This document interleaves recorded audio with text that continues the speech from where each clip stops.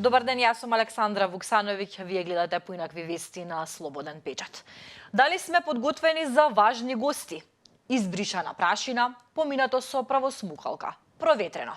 Се шегувам секако. Денеска на гости го пречекуваме председателот на Европскиот совет Антонио Кошта, кој ќе дојде тука со една цел – зајакнување на соработката со Западен Балкан, која, како што тој вели, за него лично е врвен политички приоритет, како и за Европската унија.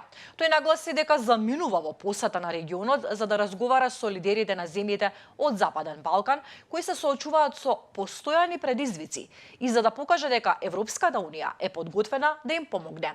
Кошта во Скопје се задржува само на еден ден, кога ќе се сретне со премиерот Христијан Мицкоски и со председателката Гордана Силјановска-Давкова.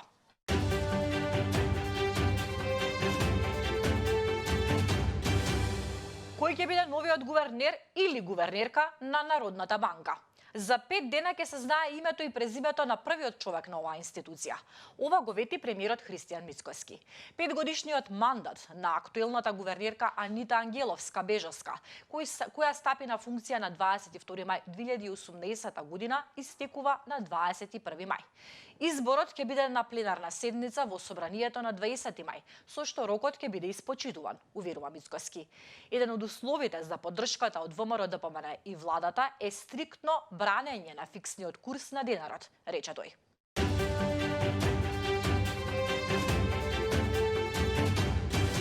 На 21 мај ќе се гласа за избор на нов гувернер на Народната банка на Македонија, а никој веќе не ја споменува можноста на оваа позиција да биде избран албанец. Сите се однесуваат како оваа функција да е резервирана за етничките македонци и како да е тоа однапред завршена работа, велат од ДУИ. Во моментов, во потесниот круг за избор влезени се 4 кандидати, од кои не само што ниту еден не е албанец, туку овој потесен круг на ниту еден начин не го изразува мултиетничкиот карактер на државата, стои во соопштението од партијата ДУИ.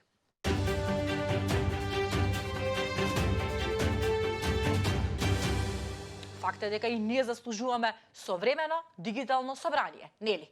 И веќе се преземаат активности за тоа. Првиот чекор се прави денеска, кога во собранието ќе се одржи собир на тема трансформирање на иднината, дигитална стратегија за современ парламент. Во склоп на оваа средба пратениците ќе дискутираат и за други современи теми: промени, лидерство, капацитет и инклузија, и вештачка интелигенција и иднината на парламентарното управување, парламенти, отворени податоци и вештачка интелигенција.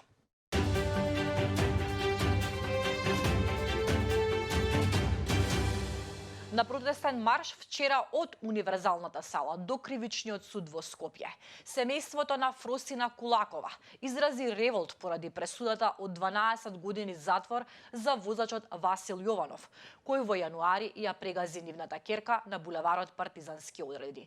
Таткото на Фросина, Тодор Кулаков, побара максимална затворска казна за возачот и дисциплинска постапка и времено суспендирање на судиката Снежана Марковска.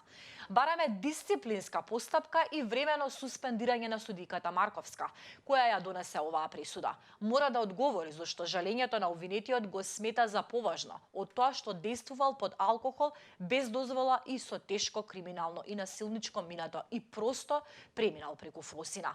Бараме судскиот совет да покрене дисциплинска постапка и да се утврди дали постоело непрофесионално и пристрасно постапување. Во меѓувреме бараме судиката да биде времено одстраната од работа, рече Кулаков.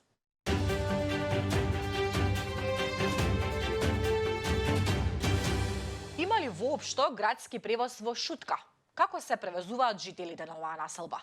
Жителите на Шутка се жалат на градскиот превоз. Велат нема доволно 19-ки, не можеме ни да појдеме ни да се вратиме од работа.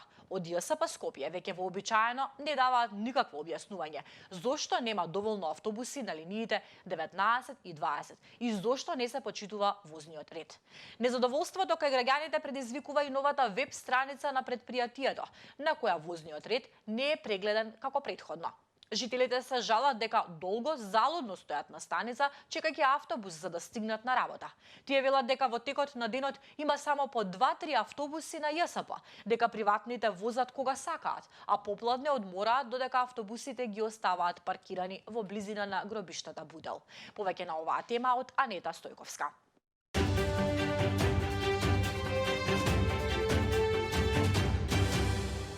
колку чини една матурска прослава?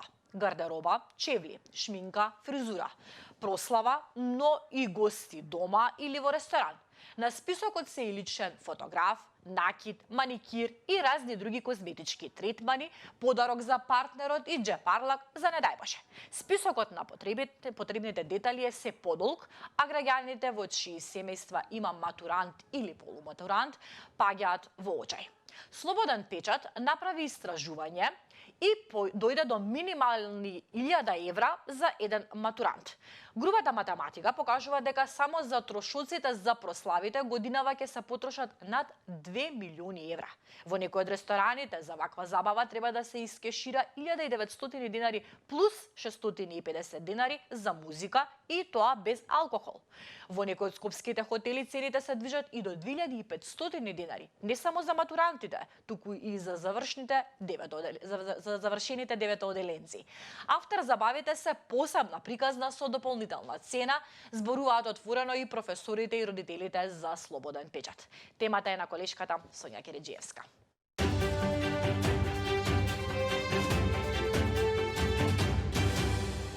Медиумите силно дејствуваат во обликувањето на јазикот на една заедница, а истовремено се и многу влијателен фактор во градењето на културниот, општествениот и политичкиот живот на таа заедница. Медиумските текстови денес имаат општествена функција и се еден вид конверзација за актуелните прашања. Во Институтот за македонски јазик Крстен Исирков денеска ќе се одржи 29-тиот меѓународен научен собир на тема Јазикот во медиумите, состојби, предизвици, перспективи во рамки на традиционалната манифестација Денови на Благоја Корубин.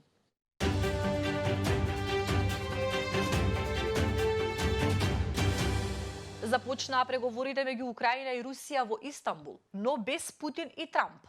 Рускиот председател Владимир Путин синоќа соопшти дека руската делегација на преговорите со Украина во Истанбул ќе ја предводи неговиот помошник Владимир Медински.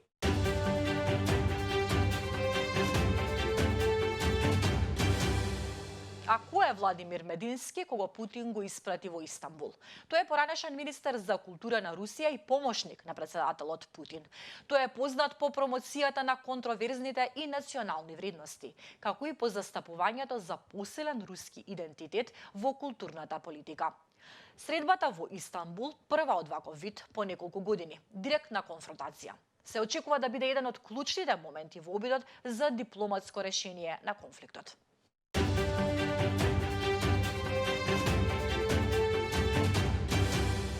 Израел издаде наредба за масовна евакуација на градот Газа.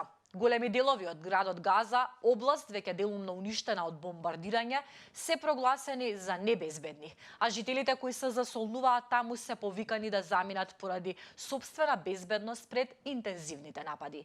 Израел тврди дека Хамас ги користи зградите како командни и контролни центри, додека локалните власти и хуманитарните агенции велат дека таму се засолнуваат илјадници цивили. Во текот на минатата ноќ најмалку 26 палестинци биле убиени во 9 израелски воздушни напади, опишани како најинтензивни откако борбите продолжија пред 70 дена. Меѓу жртвите имало и деца, а најмалото било бебе.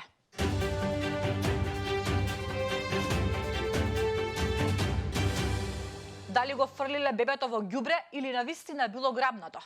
Бебето вчера пронајдено во кеса за ѓубре во Атина, а бабата тврди дека и го грабнал непознат човек во маркет. 45 годишна жена која се представила како баба на бебето. Околу 15 часот пријавила во полиција дека непознат човек и го грабнал бебето во супермаркет во центарот на грчкиот главен град. Според нејзините зборови, мажот пришол и рекол дека сака да купи нешто за детето, а потоа и го грабнал и го однел бебето. Полицијата започнала потрага, а бебето го пронашал минувач, кој слушнал плачење покрај контејнер, пошто веднаш ги известил надлежните. Бебето било итно однесено во болница, каде му е извршен преглед, а според информациите тоа е во добра општа состојба. Полицијата ги привела на распит мајката и бабата на детето, додека се истражуваат сите аспекти на овој необичен случај.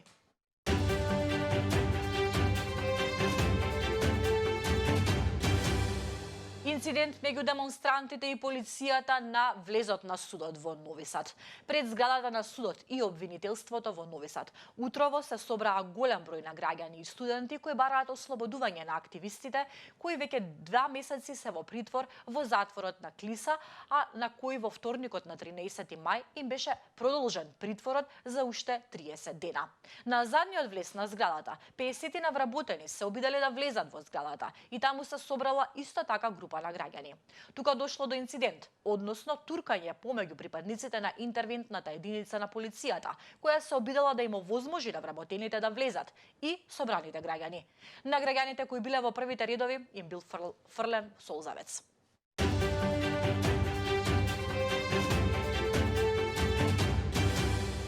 Петнаесети мај, денеска е меѓународен ден на семејството. СОС Детското село, по повод Интернационалниот ден на семејството, го организира првиот медиумски тейковер ден во Македонија. Целта е заедно со медиумите да се крене гласот и да се подигне свеста кај пошироката јавност за важноста на семејството во животот на секое дете. По повод Интернационалниот ден на семејството, направена е песна насловена "Насмевка", чиј автор е Игор Атанасовски Гурухаре, кој заедно со 10 македонски музички уметници како Игор Џамбазов, Перена Каут, Сара Мейс, Дани Димитровска, Антонија Гиговска и многу други испратија силна порака до јавноста. Слободен печат се приклучува кон оваа хуманитарна кампања и песната премиерно ќе ја објавиме денеска на нашиот сајт. Оваа година правиме нешто големо, нешто убаво за прв пат во Македонија, а тоа е Media Takeover Day. Со поддршка на медиумите го криваме гласот до пошироката публика да ја чујат важноста на семејството за развојот на едно дете. Оваа година е многу значајна за нас, бидејќи е еден чекор до еден голем јубилеј, 25 години посветена работа на СОС Детско село. Тоа планираме да го празнуваме следната година, меѓутоа оваа песна и овој начин, да речем, ваква акција да направиме, беше мотив плюс, затоа што досега не е реализирано во Македонија. Повеќе од 7700 деца во Македонија се во социјален ризик. Односно, повеќе од 1000 деца се со статус на деца без родителска грижа. Повеќе од 3900 деца живеат во заедница каде што има семејни или брачни предизвици. Овој подарок, оваа насмевка, песната Насмевка, има само една цел. Секое дете да расте со насмевка. Бидејќи, ќе се согласите со мене, нема нешто поубаво од среќно насмејано дете.